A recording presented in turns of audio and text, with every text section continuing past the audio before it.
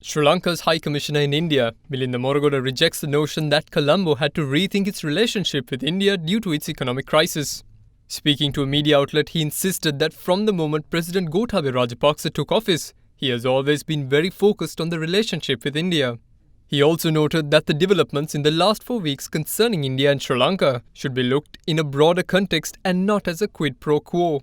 He has said that Trincomalee will be ideally positioned to be a hub for India when it comes for petroleum storage and refining, and Trincomalee can only really be used for that purpose because it is too far away from sea lanes to catch other options. That, he said, is a natural fit for Sri Lanka, and if India is in a position to include the island in the planning, then it is a win-win for both countries. Meanwhile, on the intense rivalry for influence in the Indian Ocean, with China on one side and India on the other with the Quad, Moraghoda noted that in the 1980s, when Sri Lanka was perceived to be close with the US, there were tensions with India, and that had ramifications. The envoy noted that the island has learned lessons from history on how to manage this, and added that sometimes we make mistakes, sometimes we learn from our mistakes, and sometimes we don't. In a way, that is our destiny and our fate. These are the realities for a small country, and we have to manage that.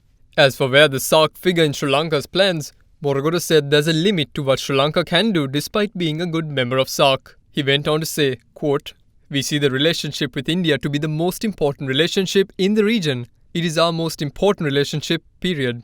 We will manage that in a way where we can hopefully work from the transactional, strategic, to a special relationship and build trust.